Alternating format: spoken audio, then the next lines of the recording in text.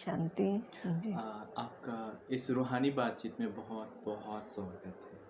Thank you. आज हमारे बीच में मंजीत कौर बहन जी दीदी जी हैं, जो कि अ, राठ भोपाल से आई हैं। हाँ जी, हाँ अ, ये योग में जैसा हम शायद पहली बार आपका अनुभव हम सुनेंगे, और जो कि सबसे बड़ी चीज़ ये है, आगे की बातचीत आगे चलेगी, लेकिन पहले हम ये जानना चाहेंगे कि जी। आपके अनुभव क्या रहे हैं इस सफ़र में। पहला चीज़ जो जानना चाहेंगे वो अनुभव क्या रहा है? अनुभव अनुभव मेरा ये रहा कि मैं शुरू से भगवान से मिलने की तमन्ना थी। कैसे मिलें, क्या मिलें, सब जगह गए, हर जगह गए, लेकिन नहीं मिले। जब ब्रह्मा कुमारी आश्रम में हम जाना पसंद नहीं करते थे, जब गए तो वहाँ बहुत अच्छा लगा।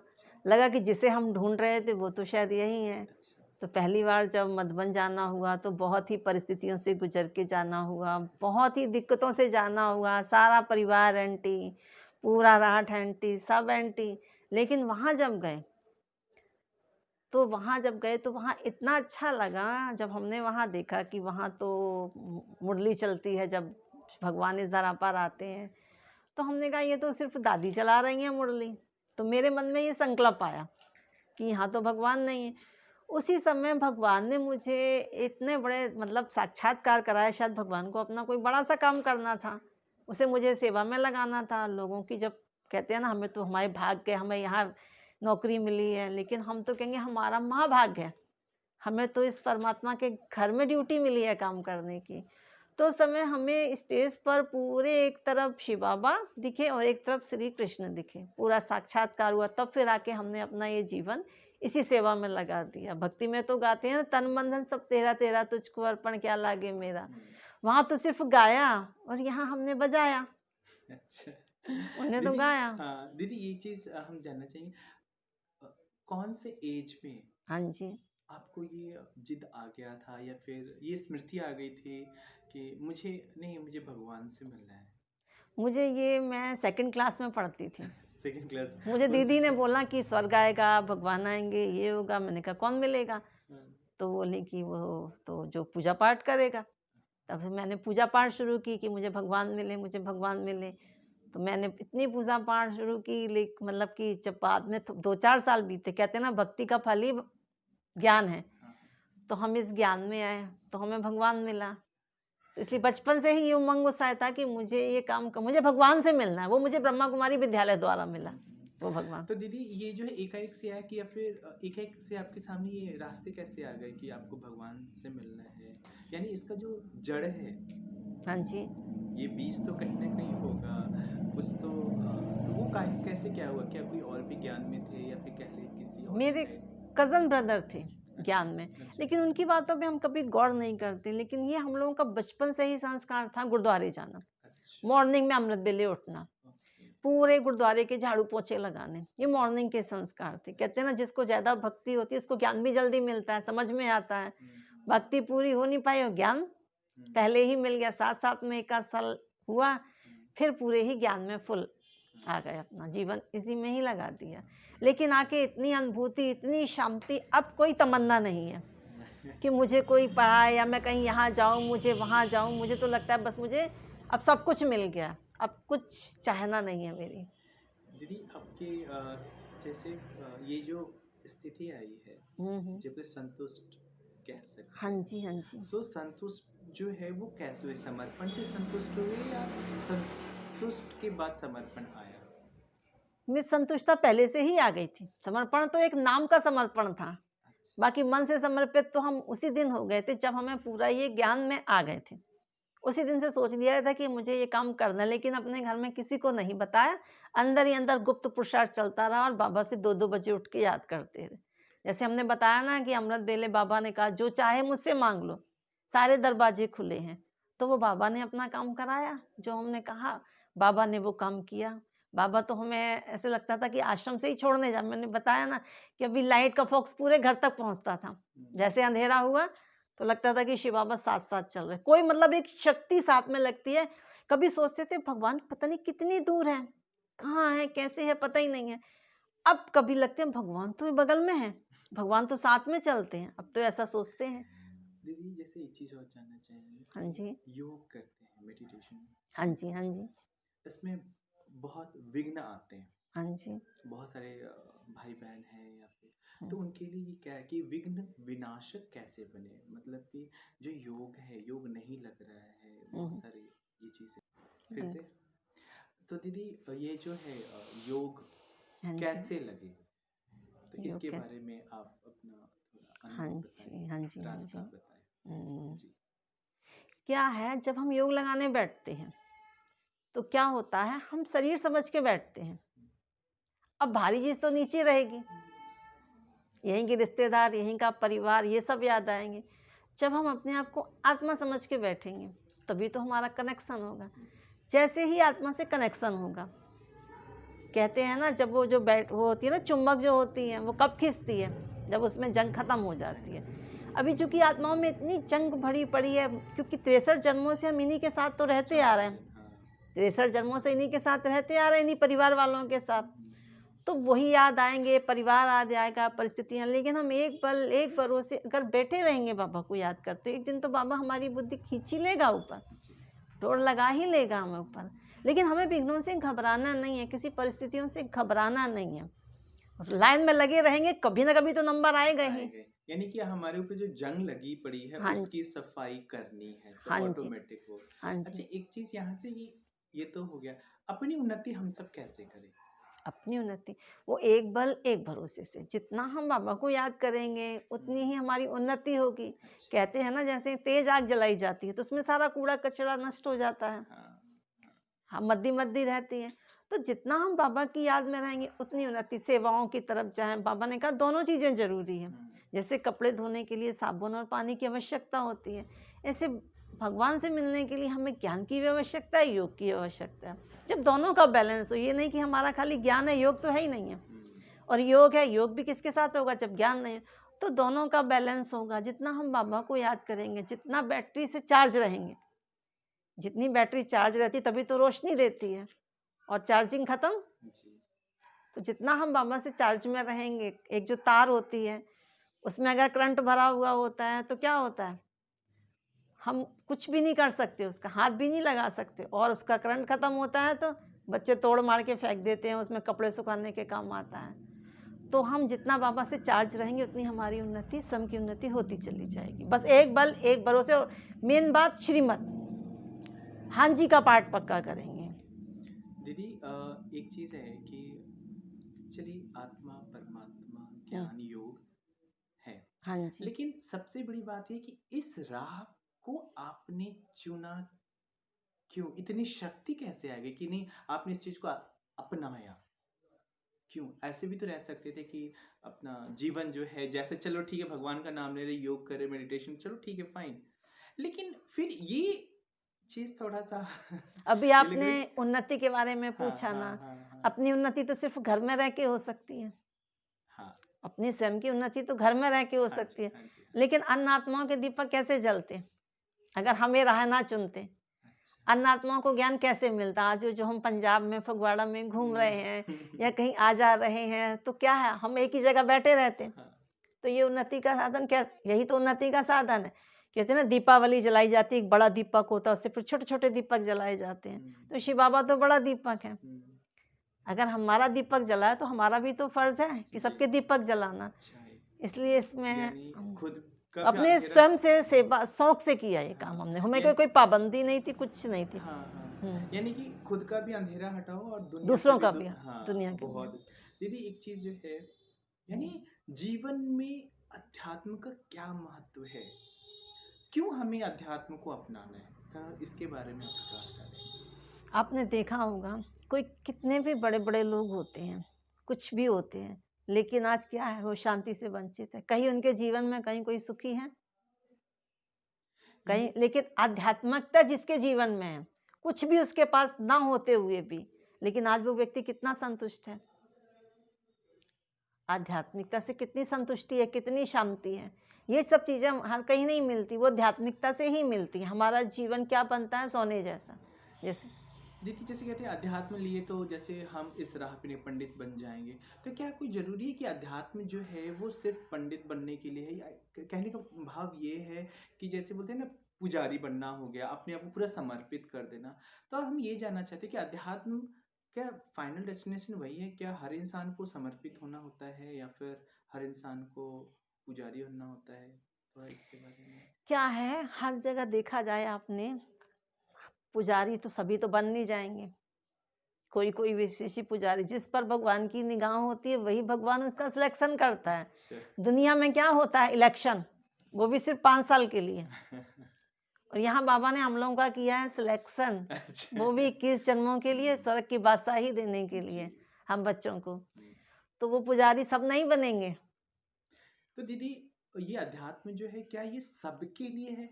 जैसे पढ़ने वाले बच्चे हो गए, जॉब वाले हो गए, बिजनेसमैन हो गए, हाँ जी, तो क्या ये अध्यात्म सबको हेल्प करता है? सबको हेल्प करता है। पढ़ने वाले बच्चों के अनुभव सुनो, बोले हमने ये किया तो हमारे साथ ये हुआ।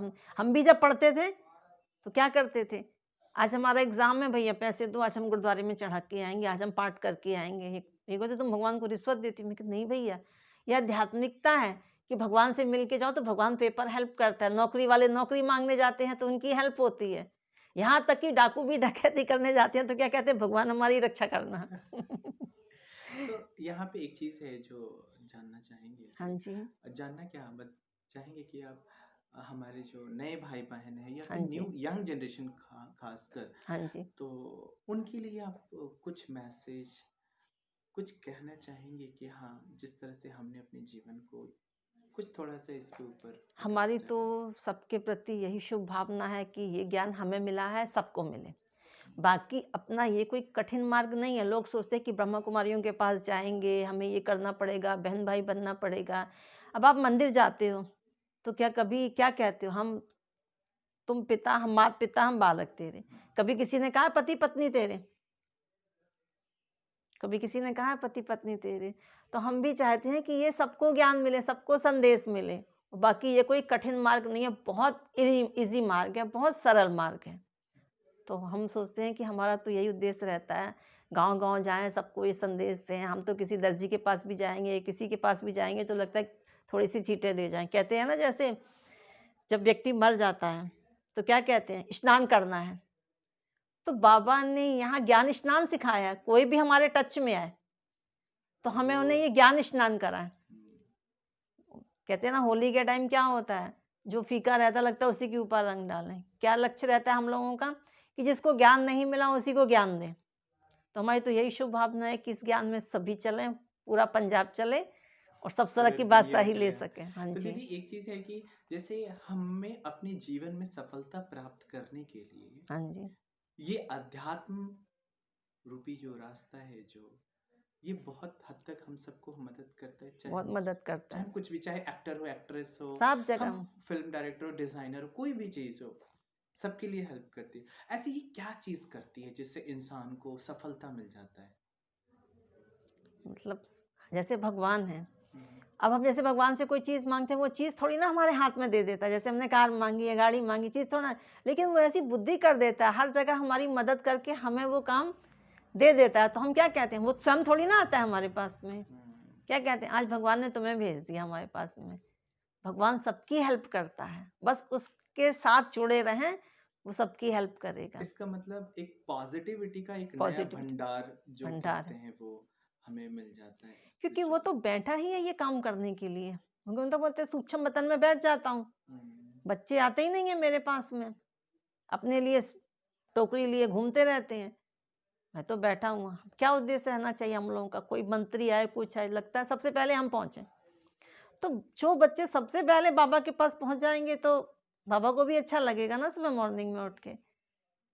आपसे बात करके बस ये तो मुझे एहसास हो गया कि हम्म, आपकी बहुत गहरी रिलेशन है शिव बाबा जी हाँ के जी, साथ। बिल्कुल तो ये गहरी। जानना चाहिए कि शिव बाबा के साथ आप कौन सा कनेक्शन आप रखते हो, क्या मानते हो उनको एज ए अपने लाइफ में? देखो, भक्ति में बाबा ने कहा है ना, भगवान ने कहा है, चाहे जो भी संबंध बनाना चाहे मुझसे बना लो। तुम्हें हो माता पिता, तुम्हें हो बंधु, चाहे सखा तुम्हें हो। हम कोई से भी जो जिसका संबंध नहीं है, मेरे पापा बहुत छोटे में एक्सपायर हो गए थे, तो मैंने उनके साथ पिता का संबंध बना लिया। मैंने अपने पापा को देखा नहीं, लेकिन यहाँ आने के बाद मुझे कोई कमी पेशी नहीं, मुझे लगता है मेरा पिता मुझे मिल चुका है। मैंने पिता का रिलेशन बनाया हुआ है उनसे। वाह! बहुत, बहुत अच्छा अनुभव रहा हाँ जी। आपका। दीदी एक लास्ट हाँ सवाल जी, हम हाँ पूछना जी। चाहेंगे। हुँ। अ, हमारा ये जो मोहब्बत है भगवान के प्रति, हाँ जी। इस चीज़ को हम कैसे और बढ़ाएँ ताकि हम जो हमारा अंतिम क्षण हो, बहुत सुखमय बीते? इसको कैसे बढ़ाएँ? अब हनुमान ने राम से कैसे प्यार पाया था? कैसे मोहब्बत थी उनकी? जितना हम हिमामा को याद करते रहेंगे उतना ही वो हमें क्या करेगा? मोहब्बत करेगा। एक आपने देखा होगा, एक पिता के 2 बच्चे होते हैं। एक उसकी पूजा करता रहे और तिलक लगाता रहे और दूसरा उसका कहना माने, इसको कौन सा बच्चा अच्छा लगेगा? जो दिल के किससे मोहब्बत होगी? जो उसके पास-पास जो उसका कहना मानेगा। जितना हम उसकी श्रीमत पर चलेंगे, जितना तो उसकी भी निगाह हम पर रहेगी। हम अपना काम स्वयं ही करेंगे, अपने ऊपर खुद ही ज़िम्मेदारी रखेंगे तो वो कहेगा रख लो। तो इससे अच्छा जितना अच्छा हम अपना उसके साथ कनेक्शन लगाएँगे, उतनी ही हमारी मोहब्बत बढ़ती चली जाएगी, उतना प्यार, क्योंकि हमने बताया ना कि जो जंग लगी हुई है, वो जंग धीरे-धीरे कैसे हटेगी? अब कोई खराब बर्तन होता है, तो उसको क्या हम साफ कर सकेंगे? कैसे? जब उसमें आप अच्छा भरना शुरू कर देंगे, एक बाल्टी है उसमें हमने मांज के रखी हुई है और तेज़ नल खोला हुआ है, तो वो धीरे-धीरे क्या होगा, सारा कचरा बाहर आ जाएगा, एकदम स्वच्छ पानी। जब आत्मा इतनी स्वच्छ हो जाएगी तो अपने ऑटोमेटिक ही हमारी बुद्धि उसके साथ जुड़ जाएगी। फिर लगाना नहीं पड़ेगी, याद करनी नहीं पड़ेगी, ऑटोमेटिक। अब जैसे एक माँ होती है, वो घर में काम करती रहती है, सब कुछ करती रहती है, लेकिन उसकी बुद्धि में क्या रहता है, मेरा बच्चा स्कूल आने का टाइम हो गया है। आसन नहीं बिछाती, सिंहासन नहीं, लेकिन प्यार है ना, प्यार प्यार को खींचता है। जितना हम उससे प्यार करेंगे, वो उतना ही हमसे दूना प्यार करेगा, उतनी मोहब्बत करेगा। दीदी इससे ना एक सवाल आ रहा है मेरे हाँ दिमाग में जी। जो थोड़ा-सा वक़्त हाँ लेना जी, चाहूँगा हाँ मैं। जी, पूछिए। दीदी ये कि जैसे बोलते हैं ना कि जो भगवान की इच्छा है वही होना है। हाँ जी। जो वो चाहता है वही होना है, मतलब करण करावनहार जो हुँ। बोलते हैं। लेकिन यहाँ पे एक चीज़ और आती है, तो क्या हमें सब कुछ भगवान पे छोड़ देना चाहिए? क्या हमें अपनी इच्छा नहीं रखनी चाहिए? देखो, कई बार क्या होता है, भगवान बाकी कर्म तो हमें करना है, हुँ, फल उसको देना है। लेकिन कई बार क्या होता है ना, हम सोचते हैं कि भगवान तुमने हमारा ये काम नहीं किया, तुमने हमारा ये काम नहीं किया। पर हम समय का इंतज़ार नहीं करते, उस समय उसने नहीं किया, वो हो सकता है कि हमें उससे भी बड़ा चीज़ देना चाह रहा है वो हमें। हुँ, उससे भी बड़ा काम उसको ज़रूरत है हमें और बड़ा देने की, और हम वही लेकर संतुष्ट होना चाहते हैं। तो उसकी इच्छा के चलेंगे तो जो हम चाहेंगे वो करेगा। इसका उसके से मतलब है कि भगवान की इच्छा में ही अपनी इच्छा और अपनी इच्छा है तो भगवान की इच्छा। बस। चलिए बहुत अच्छा लगा आपसे बातचीत करके करके और आपके इस अनुभव का हमारे सारे भाई-बहन और सारे लोगों को हाँ बहुत जी। अच्छा ये रहेगा। हाँ जी, ठीक हाँ है? जी, हाँ जी। ठीक है दीदी, बातचीत के लिए बहुत-बहुत ओम धन्यवाद। शांति। ओम दीदी जैसे कि अभी का जीवन जो है बहुत ही समझे तो चैलेंज वाली हो गई एक तरह से, मतलब हाँ हालांकि जी, हमने वो बना दिया है। हाँ जी, जैसे कहते हैं कि जैसे जॉब में डिप्रेशन है, टेंशन है, हाँ बहुत जी, तनाव है, हाँ जी। बच्चों में बड़ों में हर जहाँ देखो सब।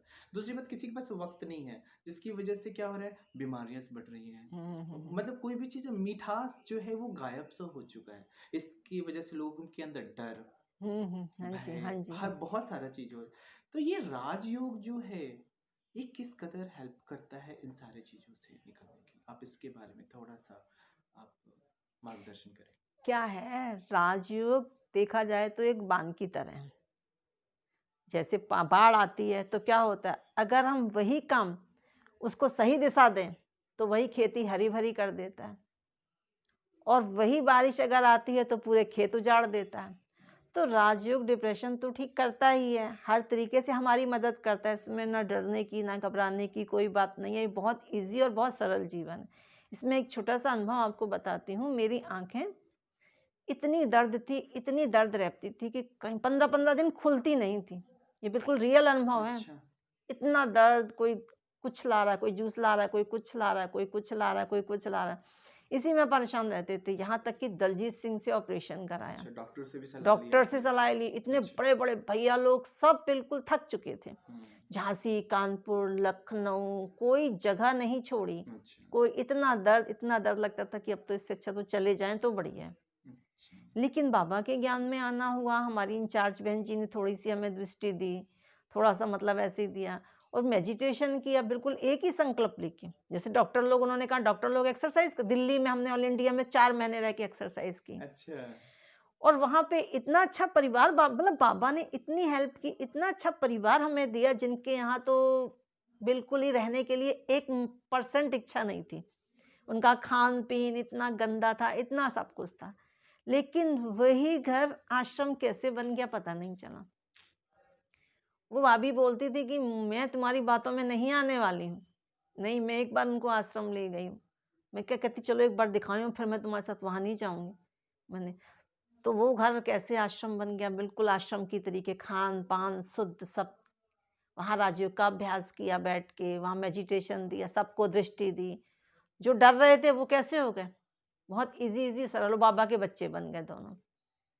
दोनों बाबा के इतना पेन था कि मुझे आश्रम जाने की मतलब मना करते थे, लेकिन अब वही आश्रम छोड़ के आए। कहते अब आपकी जगह वही है, अब वहीं रहिए, आपको अच्छा लगे आप भले आओ हमारे यहाँ पे। लेकिन उनका घर भी आश्रम जैसे हो गया था, वो भी क्लास करने लग पड़े थे।